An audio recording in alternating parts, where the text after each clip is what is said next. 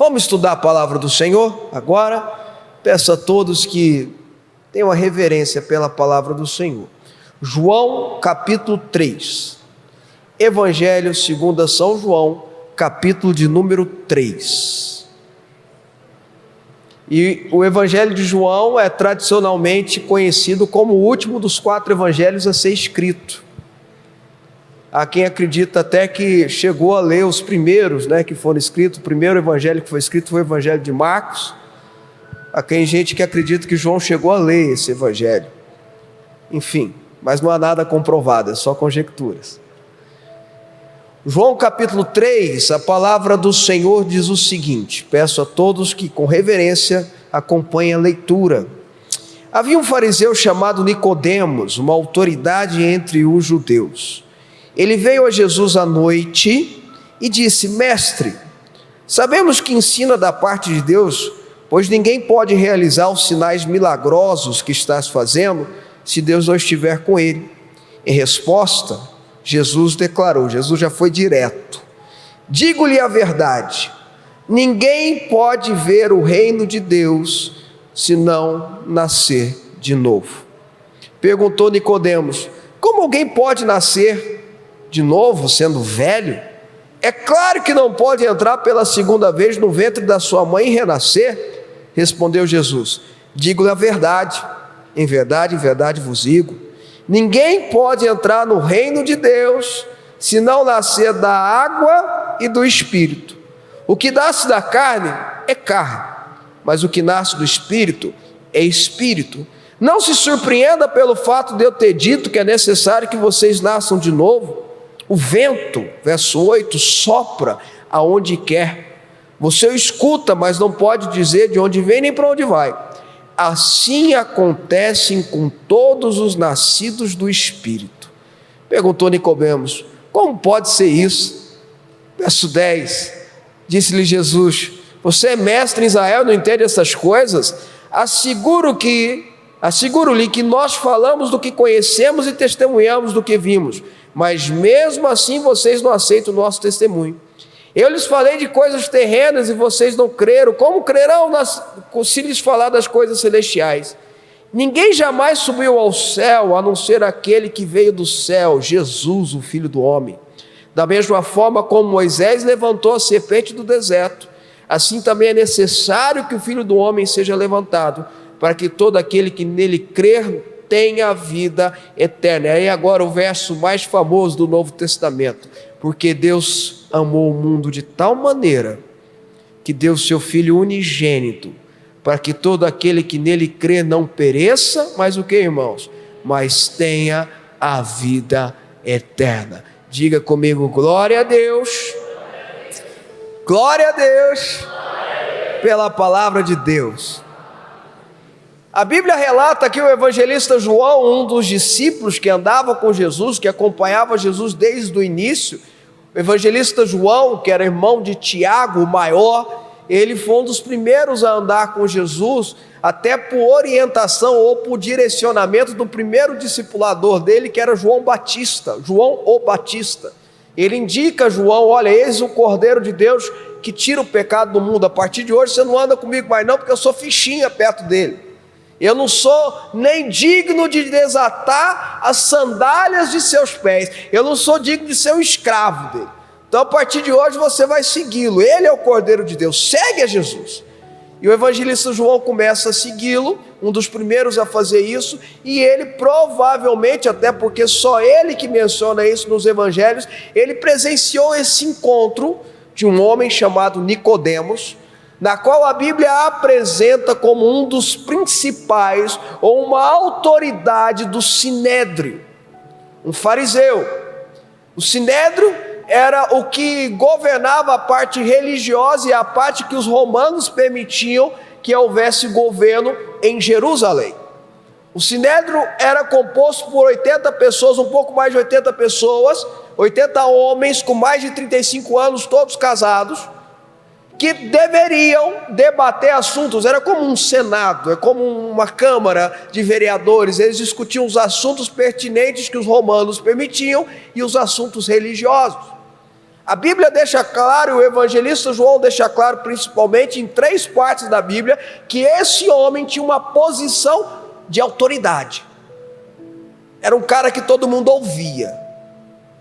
Era uma pessoa sábia, era um Rabone, um rabi dos rabis. Tinha muita autoridade. E ele era um fariseu, ele era do partido dos fariseus. O Sinédrio tinha 3 tipos de pessoas que faziam parte, 3 partidos, como a gente conhece na política hoje. Os fariseus eram o partido majoritário, e Nicodemos fazia parte desse partido. E ele ficou curioso, ele queria uma resposta para a vida dele, ele queria uma resposta para os seus pedidos, ele queria uma resposta para aquilo que incomodava a sua consciência, ele queria uma resposta, trazer uma resposta para si, sobre a religiosidade, a espiritualidade, sobre aquilo que ele ouviu desde pequeno, que ele aprendeu nas escolas, que ele aprendeu aonde ele estudou, e ele era muito bem estudado, mas não conseguia compreender. Ele precisava de uma resposta. Então ele marca com Jesus de noite, e essa expressão é forte, de noite, porque ele não queria que os outros membros do Sinédrio soubessem que ele estava se reunindo com Jesus, até porque já tinha uma ordem de quem se aproximasse de Jesus poderia ser inclusive afastados das sinagogas. A religiosidade, ela sempre dá um jeitinho de combater o mestre dos mestres. E veja, irmãos, esse homem marca de noite porque ele quer uma resposta, ele tem fome de resposta, ele tem ânsia de resposta, ele tem uma fome da resposta interior que tem no coração dele. Não é igual a gente, que para preencher os nossos vazios, muitas vezes se perdemos em más escolhas, nos perdemos nas nossas próprias falhas, ou buscando resposta de pedidos que nós colocamos diante do Senhor. Nicodemos estava do mesmo jeito, ele marca de noite para ninguém ficar sabendo, ele começa a conversar com o Senhor, e ele começa a dizer: mestre, você deve ser de Deus, porque ninguém fala ou faz as coisas que o Senhor faz, se for do homem apenas. Tem algo especial no Senhor, algo me atrai, algo chama a minha atenção. E Jesus não perde tempo. Deixa eu te contar um negócio para você, meu irmão, minha irmã. Jesus não perde tempo. Jesus não perde tempo. Não é à toa que Salomão fala em Eclesiastes que fez tudo Deus perfeito no seu devido tempo. Jesus já responde para ele: olha, vou te dar a resposta da tua vida, vou te dar a resposta dos milagres que você está clamando, vou te dar as respostas daquilo que você está pedindo, vou te dar as respostas dessa ânsia interior que você tem, vou te dar a resposta desse clamor, dessa filosofia interna tua, vou te dar a resposta agora. Ninguém pode ver o reino de Deus se não nascer de novo. Ninguém pode ter respostas se não for nova criatura. Ninguém vai viver milagres se não nascer de novo. Ninguém vai ter sua vida transformada, seu casamento transformado, seu casamento salvo, seus negócios restaurados segundo a vontade de Deus, se não nascer de novo. Aí Nicodemos, que já devia ser um senhor, olhou para aquele rapaz de 30 e poucos anos e olhou assim: epa, porque Jesus tinha 30 e poucos anos, olhou para ele e disse: epa, como assim nascer de novo? Eu vou entrar de novo na barriga da minha mãe? Isso é impossível. E Jesus, sem perder tempo, porque ele não perde tempo, ele diz assim: digo-lhe a verdade, ninguém pode entrar no reino de Deus se não nascer. Aí Jesus entra nas suas explicações, nos seus detalhes. Se não nascer da água e do Espírito. Se não nascer da água e do Espírito. Você só vai ter respostas para a sua vida se você nascer da água e do Espírito. Quando a gente estuda a palavra do Senhor, quando a gente estuda o Novo Testamento, a gente percebe que existem 4 batismos. Uau!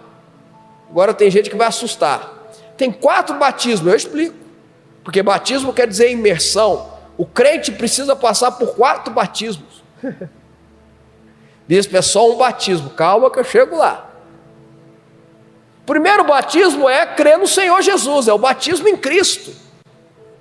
Eu creio em Jesus, eu aceito Jesus, eu recebo Jesus na minha vida. Porque batismo quer dizer se mergulhar. Eu me mergulho em Jesus. Aí vem o batismo sacramental, que é o sacramento que todo cristão precisa fazer, é ordem, é princípio, que é o batismo nas águas. Naquele batismo das águas eu estou dando a proclamação que eu me batizei em Cristo. Eu estou proclamando, quando eu me batizo nas águas, eu estou proclamando para o mundo que Jesus Cristo é o meu Senhor. Aí vem João Batista e ele começa a ensinar que ele batizava nas águas, porque ele era o amigo do noivo. A igreja só batiza nas águas, mas vem aquele que batiza nos 2 outros batismos: o batismo do Espírito Santo e o batismo de fogo. Batismo do Espírito Santo e o batismo de fogo. E quem é esse que batiza? Apenas Jesus pode nos batizar no Espírito Santo e no fogo.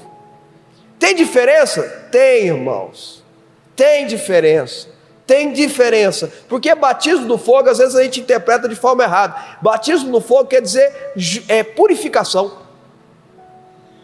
Batismo no fogo quer dizer purificar aquilo que é impuro, é limpar aquilo que precisa ser limpado, é tirar aquilo que precisa ser tirado, é remover. Veja, a ilustração que a Bíblia traz é exatamente do ourives queimando as impurezas no fogo, para que o ouro se torne puro, ou a prata queimando as impurezas do fogo, para que a prata se torne puro.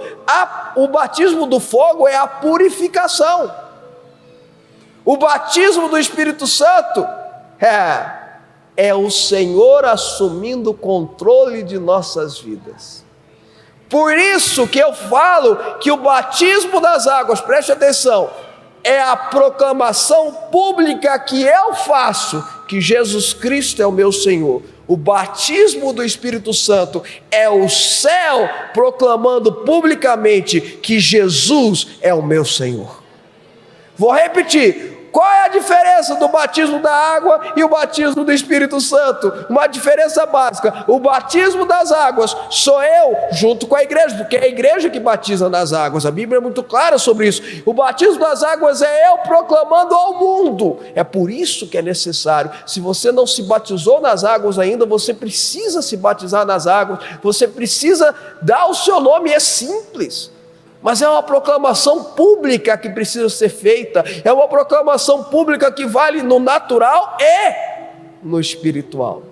É uma proclamação pública que você e a igreja faz na tua vida. Eu estou proclamando ao mundo: Jesus Cristo é o meu Senhor. E o batismo do Espírito Santo é Deus, é o céu proclamando: eu sou o Senhor daquela pessoa. Jesus vai ensinar. Sabe, irmãos, qual é a resposta para 2024 na tua vida? Eu te falo aqui agora. A resposta é você proclamar publicamente que Jesus Cristo é o seu Senhor e permitir que Jesus Cristo o batize com teu Espírito Santo maravilhoso, e assim proclame na terra que Ele é o seu Senhor, e através do fogo que Ele traz, consuma tudo aquilo que está errado e traga purificação da sua vida, que transforma e restaura, para que você possa vivenciar aquilo que Deus tem para você na terra e eternamente. É isso que ele explica para Nicodemos. Nicodemos, a resposta que você precisa ouvir é essa: você precisa nascer de novo. E Jesus chama a atenção dele: você que é doutor da lei não sabe disso? Você que é estudado não sabe disso? Ah, meu irmão, deixa eu dizer uma coisa para você. ante a glória do Senhor, ante a Cristo Jesus, nenhum diploma tem. Ante a glória do Senhor, ante a glória de Jesus, nenhum título, doutor, pós-doutor, pós-doutor.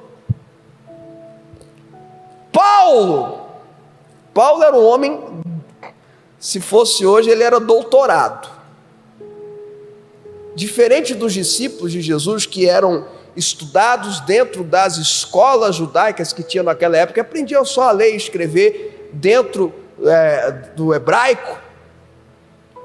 Paulo era estudado, Paulo fez faculdade, Paulo tinha doutorado, Paulo aprendeu aos pés de Gamaliel. Paulo aprendeu primeiro, quando ele nasceu lá na Ásia Menor, em Tarso, ele aprendeu a cultura helenística, a cultura grega.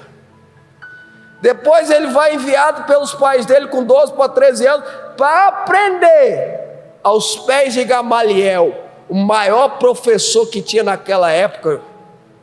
Ele aprende, ele se torna membro do Sinédrio, ele tem curso, ele é estudado, ele é fariseu, filia-se ao partido dos fariseus, já põe ele em posição de destaque. E ele ainda fala assim: eu que sou da tribo de Benjamim, eu sou benjamita. Ele falou assim, de um jeito bem... Por que eu estou falando Paulo? Porque tem um texto da Bíblia que ele faz toda a lista do que ele era.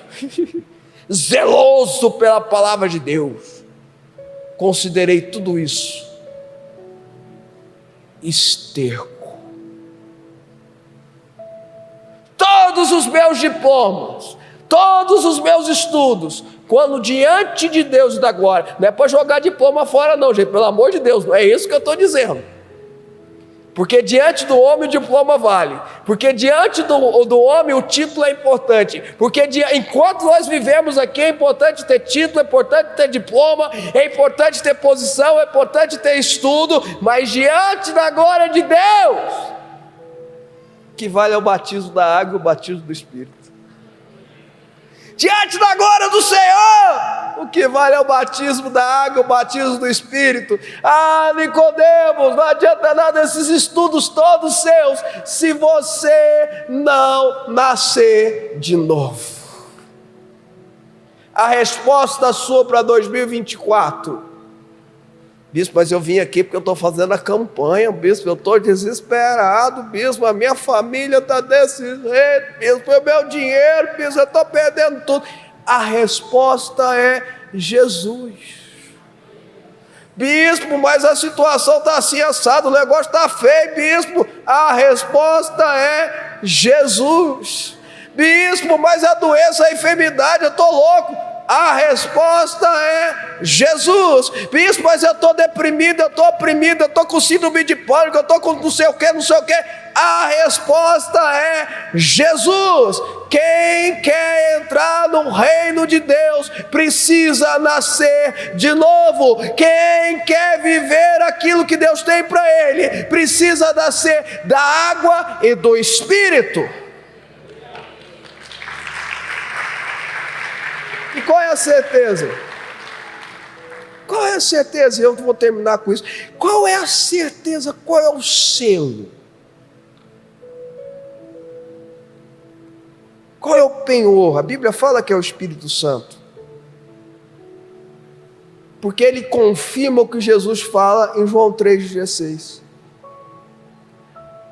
Que a Bíblia diz que é o Espírito Santo que testifica com o nosso espírito que somos filhos de Deus. É o Espírito Santo que testifica, que confirma que eu sou filho de Deus.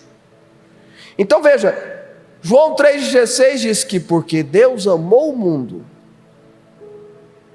de tal maneira que deu seu Filho unigênito,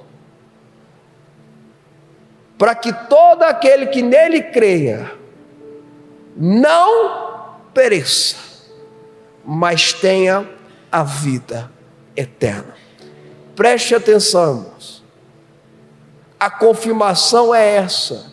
Por que eu tenho a certeza? Por que eu posso ter a certeza e a convicção de que meu 2024 será um ano de frutificação? Por que eu posso ter a certeza e a convicção que as respostas que eu preciso eu vou encontrar em Cristo Jesus? Porque eu posso ter a certeza e a convicção que mesmo com os meus erros, tragédias, passados, pecados, falhas, a misericórdia triunfa sobre o juízo. A misericórdia não me destrói, não permite de eu ter aquilo que eu mereço. Por quê? Por quê? Porque Deus amou o mundo de tal maneira. Por que eu posso ter a resposta dos meus milagres, daquilo que eu estou clamando? Como? Não é porque você merece ou porque eu mereço, não é por causa dos meus lindos olhos, não é por causa dos meus pensamentos, não é por causa das minhas atitudes, não é por causa... É porque Deus amou o mundo de tal maneira que deu seu Filho unigênito, para que todo aquele que creia não pereça, mas tenha a vida eterna.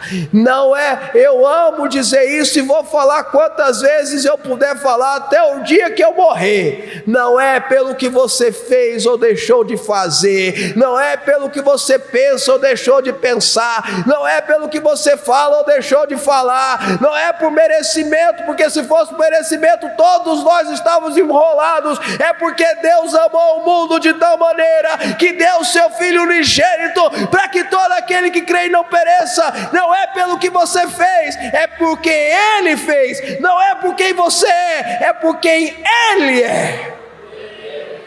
Jesus é a resposta.